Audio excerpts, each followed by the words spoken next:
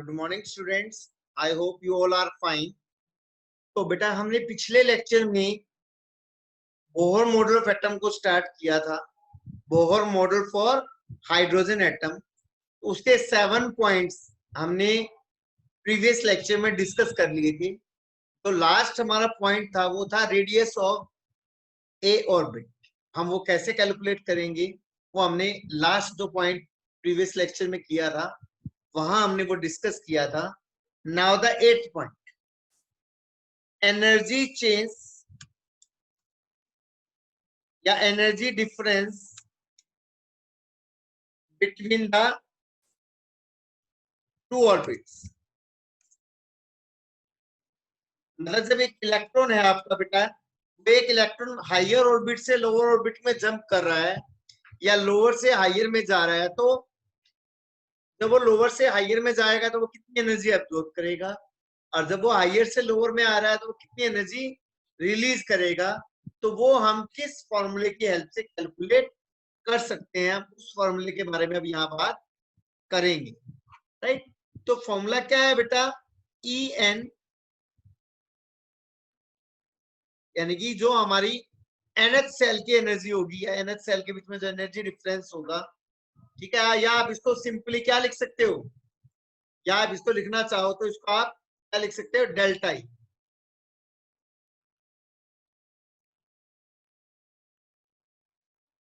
Delta E मतलब the energy difference between the to shells, and that will be equal to 2.18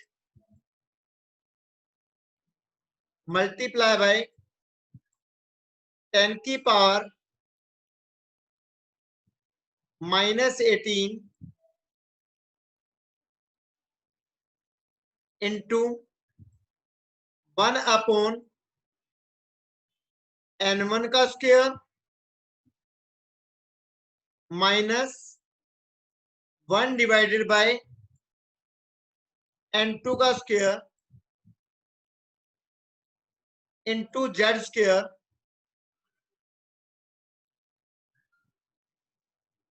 into Z square joules पर atom.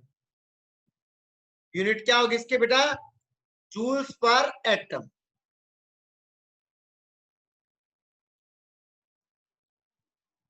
Right, तो ये हमारा formula है बेटा, ये हमारा फॉर्मूला है जिसकी हेल्प से हम दो एनर्जी शेल्स के बीच में कितना एनर्जी डिफरेंस होगा जब एक इलेक्ट्रॉन हायर से लोअर में जा रहा है या लोअर से हायर में जा रहा है।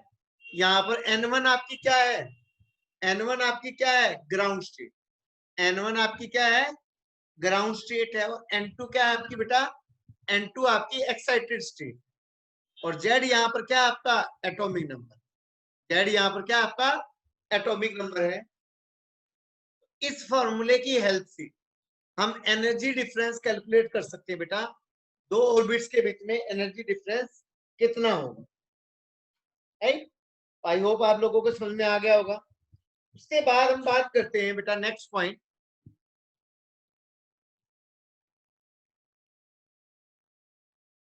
नेक्स्ट पॉइंट की बात करते हैं बेटा, 9th पॉइंट। हम कहते हैं बेटा कि the velocity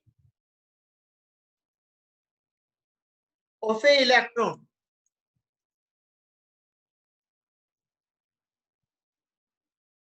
the velocity of an electron is directly proportional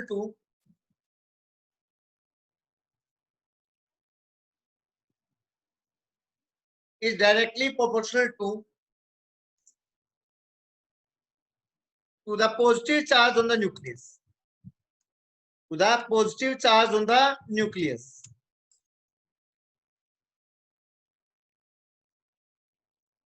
हम कहते हैं कि न्यूक्लियस पे जितना पॉजिटिव चार्ज होगा बेटा, उतनी जो वेलोसिटी ऑफ इलेक्ट्रॉन है वो ज्यादा होगी। क्यों होगी ज्यादा बेटा, कंसेप्ट यहाँ मैं आपको डायग्राम से बताता हूँ बेटा।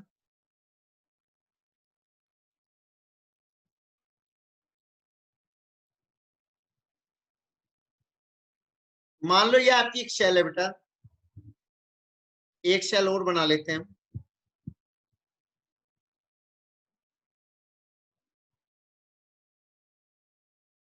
ये दो शेल है बेटा, राइट। और इसके सेंटर में क्या प्रेजेंट है बेटा, इसके सेंटर में आपका न्यूक्लियस प्रेजेंट है।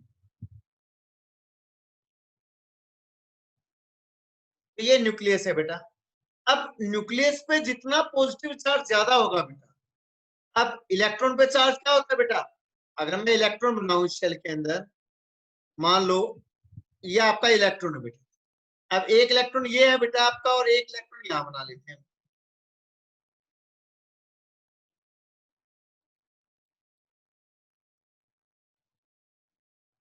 राइट। अब एक इलेक्ट्रॉन न्यूक्लियस के पास होगा बेटा, या मैं कहूं कि उस न्यूक्लियस पे पॉजिटिव चार्ज ज्यादा है, यानी कि जितना पॉजिटिव चार्ज ज्यादा होगा तो क्या होगा बेटा, अब इलेक्ट्रॉन पे चार्ज कौन सा होता है, इलेक्ट्रॉन पे चार्ज नेगेटिव है बेटा, और जो न्यूक्लियस होता है उस पर चार्ज कौन सा होता है, पॉजिटिव होता है। अब पॉजिटिव नेगेटिव को अपनी तरफ क्या करेगा, पॉजिटिव नेगेटिव को अपनी तरफ क्या करेगा, ये पॉजिटिव इस नेगेटिव को अपनी तरफ अट्रैक्ट करेगा, ठीक है। बट ये इलेक्ट्रॉन बट ये इलेक्ट्रॉन न्यूक्लियस में फोल्ड नहीं करना चाहता, जो इलेक्ट्रॉन है उस पर चार्ज नेगेटिव है, न्यूक्लियस पे चार्ज पॉजिटिव है, बट ये इलेक्ट्रॉन न्यूक्लियस में फोल्ड नहीं करना चाहता। तो अब ये इलेक्ट्रॉन क्या करेगा, ये इलेक्ट्रॉन अपनी स्पीड को इंक्रीज कर लेगा, ये इलेक्ट्रॉन अपनी स्पीड को क्या कर लेगा बेटा, इंक्रीज कर लेगा, क्योंकि जितनी स्पीड बढ़ेगी, अगर देखो आपने देखा होगा ना कभी, आप एक काम करना, थ्रेड लेना एक बेटा धागा, उस धागे के कॉर्नर पे एक आप स्टोन को टाई कर लेना, जब आप उसको घुमाओगे, अगर स्पीड जितनी ज्यादा स्पीड से घुमाओगे तो आउटवर्ड फोर्स क्या लगेगी, अगर एक धागे से एक स्टोन को टाई करोगे और उसको स्पीड में घुमाओगे, ठीक है, रोटेट करोगे, ठीक है, तो उसके ऊपर जो स्टोन है उसके ऊपर आउटवर्ड फोर्स क्या लगेगी, ज्यादा लगेगी। तो ये इलेक्ट्रॉन भी, ये न्यूक्लियस में फोल्ड ना करे, ये इलेक्ट्रॉन जिसपे नेगेटिव चार्ज है, न्यूक्लियस पे पॉजिटिव है, तो नेगेटिव जो है वो पॉजिटिव की तरफ भागेगा, लेकिन वो नेगेटिव पॉजिटिव में नहीं जाना, पॉजिटिव उसको अट्रैक्ट कर रहा है, लेकिन नेगेटिव पॉजिटिव के साथ नहीं जाना चाहता, तो वो नेगेटिव अपनी स्पीड को बढ़ा लेगा ताकि उसके ऊपर क्या लगे बेटा, एक आउटवर्ड फोर्स लगे, और वो आउटवर्ड फोर्स इतनी होनी चाहिए कि वो इस जो अंदर वाली जो अट्रैक्शन है, जो अंदर वाली अट्रैक्शन है, इसको क्या कर दे बेटा, काउंटर बैलेंस कर दे, इस अंदर वाली अट्रैक्शन को क्या कर दे, काउंटर बैलेंस कर दे, यानी कि इलेक्ट्रॉन अपनी स्पीड को उतना इंक्रीज करेगा, अपनी स्पीड को उतना इंक्रीज करेगा जिससे इसके ऊपर उतनी ही आउटवर्ड फोर्स लगे, उतनी ही आउटवर्ड फोर्स लगे कि ये अंदर वाली फोर्स को क्या कर दे, बैलेंस कर दे। तो इसलिए मैंने कहा कि जितना पॉजिटिव चार्ज होगा, अब इस न्यूक्लियस पे जितना पॉजिटिव चार्ज होगा उतनी ये अट्रैक्शन क्या होगी, ज्यादा होगी, और उतनी स्पीड ऑफ इलेक्ट्रॉन भी क्या होगी आपकी बेटा, ज्यादा होगी, राइट। तो ये आपका 9th पॉइंट था बेटा। अब हम 10th पॉइंट की बात करते हैं।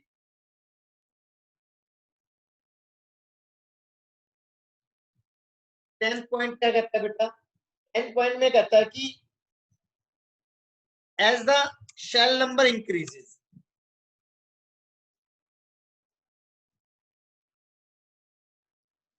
as the shell number increases, the velocity of the electron decreases, the velocity of the electron decreases,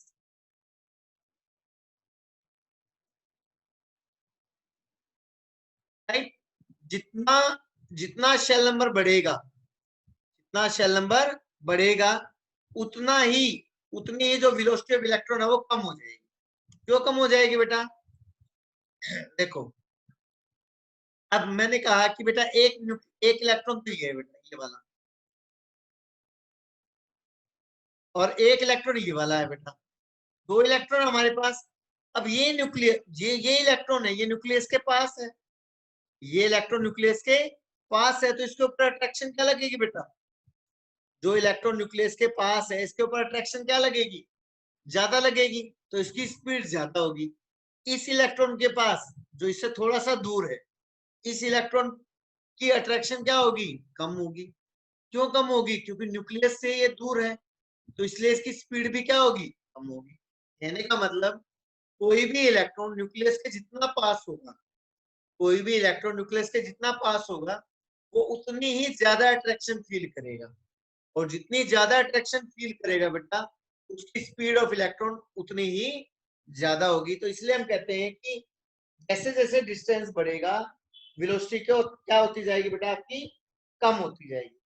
velocity क्या होती जाएगी बेटा आपकी, कम। क्लियर सबको? तो यह आपका कंसेप्ट था बेटा हाइड्रोजन स्पेक्ट्रम का। आई होप आप लोगों को सबको समझ में आ गया होगा। अब हम बात करते हैं बेटा limitations of Bohr model of atom. अब जो नेक्स्ट टॉपिक हमारा आता है limitations of Bohr model of atom.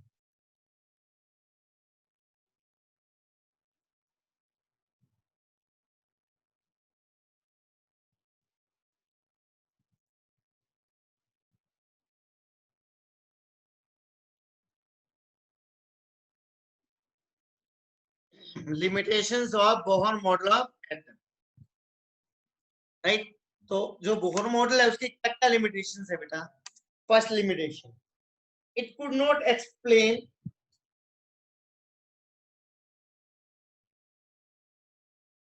it could not explain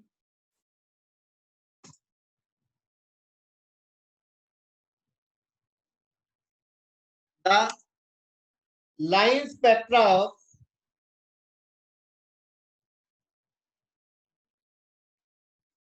of atoms having more than one electron,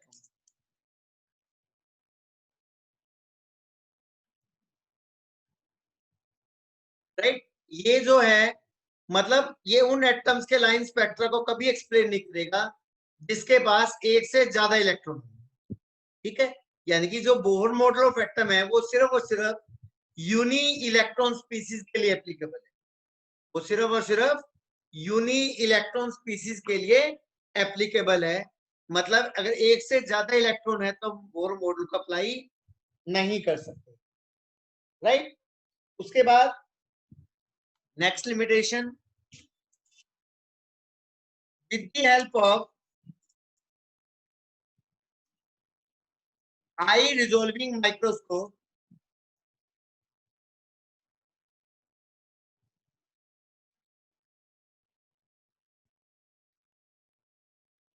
the help of high resolving spectroscopes,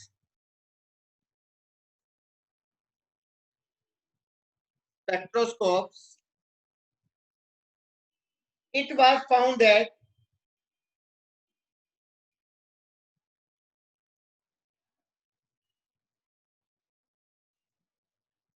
a single line in the spectra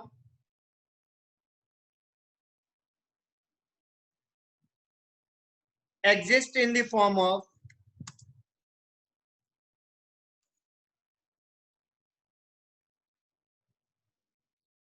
certain doublets or triplets, certain doublets और triplets,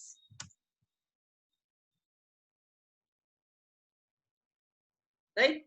तो मतलब जो आपका Bohr model था उसने कहा था कि जब एक मतलब सेकंड शेल है बेटा, सेकंड शेल्स में से एक इलेक्ट्रॉन फर्स्ट शेल में जा रहा है तो उसके अंदर सिर्फ एक लाइन आएगी, ये तो बोहर ने कहा था। लेकिन बहुत सारे साइंटिस्ट थे जिन्होंने हाई रिजोल्विंग माइक्रो स्पेक्ट्रोस्कोप की हेल्प से ये देखा कि एक सिंगल स्पेक्ट्रल लाइन एग्जिस्ट नहीं करती आपकी दो लेवल्स के बीच, दो शेल्स के बीच में एक लाइन एग्जिस्ट नहीं करती। वो एक लाइन डबलेट्स और ट्रिपलेट्स की फॉर्म में एग्जिस्ट करती है। मतलब बहुत फाइन लाइंस, मतलब दो लाइंस या तीन लाइन का एक डबलेट या ट्रिपलेट आपका बनता है, डबलेट या ट्रिपलेट आपका बनता है तो उसकी फॉर्म में वो एग्जिस्ट करती है। क्लियर? तो ये सेकंड लिमिटेशन होगी बेटा आपकी। Now go to the third limitation.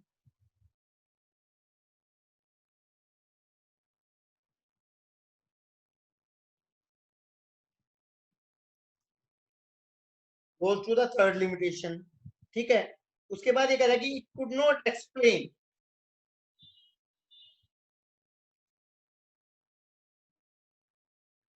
it could not explain the splitting of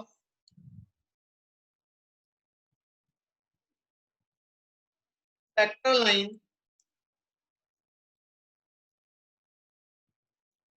in magnetic field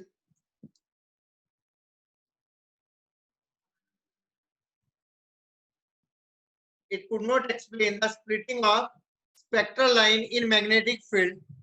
ठीक है, मतलब जो बोहर मॉडल था इसने स्पेक्ट्रल लाइन की जो स्प्लिटिंग है मैग्नेटिक फील्ड में उसको एक्सप्लेन नहीं किया, जिसको आप क्या कहते हो, splitting of spectral line in magnetic field को हम जीमन इफेक्ट कहते हैं। Splitting of spectral line in magnetic field को हम क्या कहते हैं, जीमन इफेक्ट कहते हैं। तो उसको इसने एक्सप्लेन नहीं किया।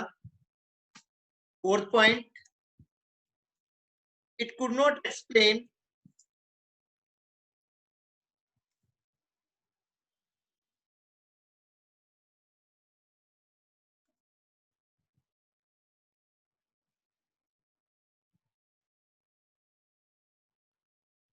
the splitting of spectral lines in electric field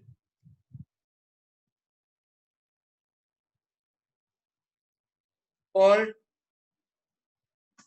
Stark effect। ठीक है, क्लियर। इसने आपका स्टार्क इफेक्ट को भी एक्सप्लेन नहीं किया बेटा, यानी कि इलेक्ट्रिक फील्ड में स्पेक्ट्रल लाइन का स्प्लिट होना कौन सा इफेक्ट कहलाता है, स्टार्क इफेक्ट। उसको भी बोहर मॉडल ने एक्सप्लेन नहीं किया। तो ये बेटा सारी क्या है आपकी limitations of Bohr model of atom, limitations of Bohr model of atom. Clear. Next हमारा आता है बेटा टॉपिक, अब हम नेक्स्ट टॉपिक पे मूव करते हैं बेटा। अब नेक्स्ट हमारा जो टॉपिक आता है बेटा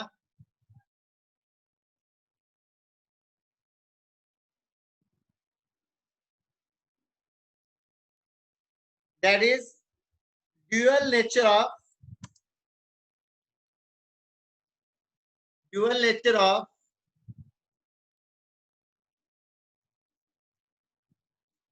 इलेक्ट्रोमैग्नेटिक रेडिएशन।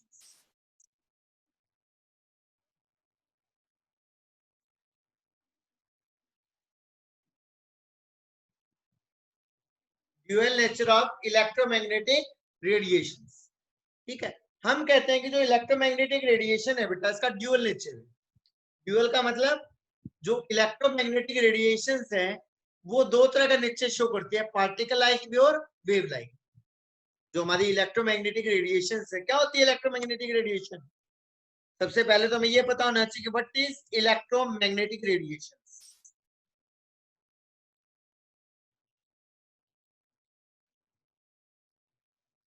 तो इलेक्ट्रोमैग्नेटिक रेडिएशंस क्या होते हैं बेटा, those radiations which are associated with which are associated with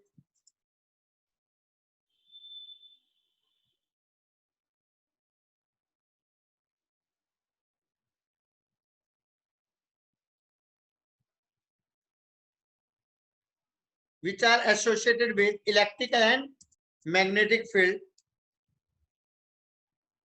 मतलब वो रेडिएशन जो बेटा इलेक्ट्रिक और मैग्नेटिक फील्ड दोनों से एसोसिएटेड होती है। वो रेडिएशन इलेक्ट्रिक और मैग्नेटिक फील्ड दोनों से एसोसिएटेड होती है, उन रेडिएशंस को हम इलेक्ट्रोमैग्नेटिक रेडिएशंस कहते हैं। उन रेडिएशंस को हम इलेक्ट्रोमैग्नेटिक रेडिएशंस कहेंगे, राइट। अब एक साइंटिस्ट था बेटा डी ब्रोगली या डी ब्रोगली जिसे आप कहते हो,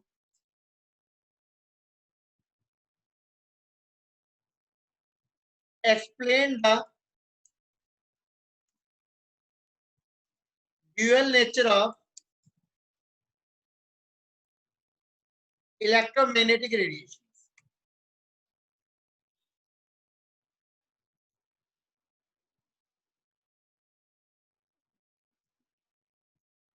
डी ब्रोय ने इलेक्ट्रोमैग्नेटिक रेडिएशंस के ड्यूअल नेचर को एक्सप्लेन किया। उसने क्या किया, उसने इलेक्ट्रोमैग्नेटिक रेडिएशंस के ड्यूअल नेचर को एक्सप्लेन किया, राइट। कैसे एक्सप्लेन किया बेटा, उसने कहा कि अगर मैं आइंस्टाइन इक्वेशन हूं बेटा, according to Einstein according to Einstein. अगर मैं आइंस्टाइन की इक्वेशन लेता हूं बेटा, अकॉर्डिंग टू आइंस्टाइन क्या था बेटा, अगर मैं आइंस्टाइन को ठीक मानता हूं तो according to Einstein E equal to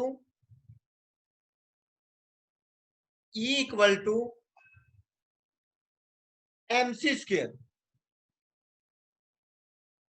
ये हमारी आइंस्टाइन इक्वेशन है। ये हमारी क्या है बेटा, Einstein equation, E equal to MC square. इसको इक्वेशन नंबर 1 मान लेते हैं बेटा, राइट। तो ये पहली इक्वेशन दी है अकॉर्डिंग टू आइंस्टाइन था, ये जो एनर्जी है that will be equal to mass multiply by velocity का स्क्वायर, राइट। अब according to Planck, according to Planck, Planck ने क्या कहा था, प्लैंक ने एक फॉर्मूला दिया था बेटा, मैक्स प्लैंक ने, प्लैंक ने कहा था कि जो ई है यानी कि जो एनर्जी है that will be equal to H mu, ये प्लैंक ने कहा था बेटा। इसको इक्वेशन नंबर 2 मान लो, ठीक है, इसको इक्वेशन नंबर 2 मान लेते हैं।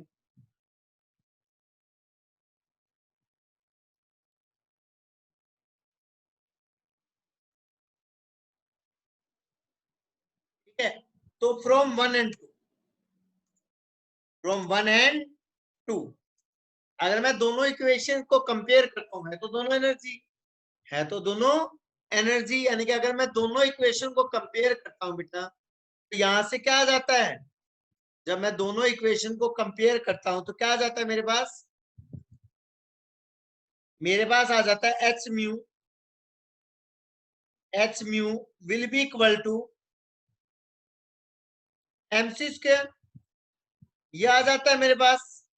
या मैं लिख सकता हूं बेटा एच, अब म्यू को क्या लिख सकता हूं बेटा, म्यू को लिख सकता हूं मैं C बाय लैम्डा, म्यू आपकी क्या होती है, फ्रीक्वेंसी। अब म्यू को क्या लिख सकता हूं मैं बेटा, C by lambda, that will be equal to MC square, ये आ जाती है। क्लियर, यहां तक आ गया बेटा सबको समझ में। ठीक है, अब हम आगे मूव करते हैं। अब यहां से जब इस इक्वेशन को मैं फर्दर सोल्व करता हूं, फर्दर सोल्व करता हूं, तो यहां से क्या आ जाती है, हमारी फाइनल जो इक्वेशन आ जाती है बेटा, वो आ जाती है, तो फाइनल इक्वेशन अब हमारी आएगी that will be equal to lambda, lambda equal to H upon MC। ये हमारी जो इक्वेशन आई बेटा, इसी को हम क्या कहते हैं, this is called as de Broglie equation, H divided by MC। इसी को हम क्या कहते हैं बेटा, this is de Broglie equation. या मैं इसको ऐसे भी लिख सकता हूं बेटा, ओ मैं लिख सकता हूं lambda equal to H divided by, MC की जगह मैं क्या लिख सकता हूं, MV भी लिख सकता हूं बेटा। C basically velocity of light है, तो मैं वेलोसिटी ऑफ लाइट की जगह नॉर्मल वेलोसिटी भी लिख सकता हूं भी, तो lambda equal to H upon MV। या मैं लिख सकता हूं लैम्डा इक्वल टू, और lambda equal to H upon P। P यहां पर क्या है बेटा, आपकी मोमेंटम है। P यहां पर क्या है, आपकी मोमेंटम है। मोमेंटम क्या होती है, मास मल्टीप्लाई बाय वेलोसिटी। अगर मैं मास को वेलोसिटी से मल्टीप्लाई करता हूं, अगर मैं मास को वेलोसिटी से मल्टीप्लाई करता हूं बेटा, तो मास को वेलोसिटी से मल्टीप्लाई करूंगा तो मेरे पास मोमेंटम आ जाएगी। तो ये जो lambda equal to H upon P, ये हमारा फाइनल फॉर्मूला आ जाता है। एक तो ये फॉर्मूला आ गया बेटा, ये भी हमारा फॉर्मूला है डी ब्रोगली इक्वेशन का। या आप ये फॉर्मूला यूज कर सकते हो, या आप ये फॉर्मूला भी यूज कर सकते हो, मतलब इन तीनों में से हम कोई भी फॉर्मूला न्यूमेरिकल पर्पस के लिए यूज कर सकते हैं। ठीक है, तो ये हमारी डी ब्रोगली इक्वेशन है।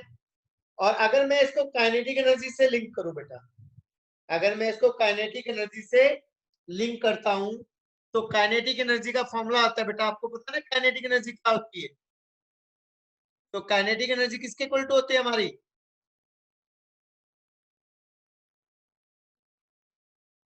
काइनेटिक एनर्जी इक्वल टू होती है बेटा हाफ mv स्क्वायर।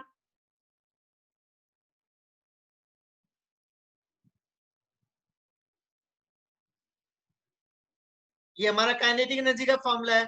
तो अगर मैं डी ब्रोगली वेवलेंथ को काइनेटिक एनर्जी से लिंक करता हूं तो मेरे पास फॉर्मूला क्या आ जाता है बेटा? तब मेरे पास फॉर्मूला आ जाता है लैम्डा इक्वल टू, ये फॉर्मूला बहुत इंपॉर्टेंट है बेटा, that will be equal to H divided by root of K E M, root of K E M, K root of 2 K E M, 2 multiply by kinetic energy multiply by molecular mass, sorry mass. ठीक है, तो ये मेरा formula आ जाता है बेटा lambda equal to H divided by square root of 2 K E into में एम। हम इस फॉर्मूले को भी यूज कर सकते हैं कब? जब हमारे पास क्या गिवन हो बेटा? जब हमारे पास काइनेटिक एनर्जी गिवन हो, जब हमारे पास क्या गिवन हो? Kinetic energy. राइट, क्लियर सबको? तो ये हमारा मेथड है बेटा जिसको हम यूज करेंगे। तो आज आपने बेटा क्या करना है बेटा? आज आपने न्यूमेरिकल्स ट्राई करने हैं। किन किन टॉपिक्स पर न्यूमेरिकल ट्राई करने हैं? किन किन टॉपिक्स, किन किन फॉर्मूलाज पर न्यूमेरिकल ट्राई करने हैं? मैं आपको मार्क कर रहा हूं बेटा वो सारे फॉर्मूलाज। एक तो इस फॉर्मूले पे करना है बेटा, इस पे करना है, इस पे करना है, इन पे न्यूमेरिकल ट्राई करने हैं आपने। ठीक है, इस फॉर्मूले पे न्यूमेरिकल आपने ट्राई करने हैं बेटा। क्लियर? तो ये वो फॉर्मूलाज है बेटा जिस पर आज आपको न्यूमेरिकल ट्राई करने हैं। और ठीक है, और अगर आपका कोई भी, आपकी कोई प्रॉब्लम है तो आप मुझे शेयर कर सकते हैं। राइट, तो thank you students, thanks a lot. I hope Bohr model और dual nature of electromagnetic radiation आपको अच्छे से क्लियर हो गया होगा। फिर भी अगर आपका कोई डाउट है तो आप मुझसे शेयर कर सकते हैं। तो thank you, thanks a lot.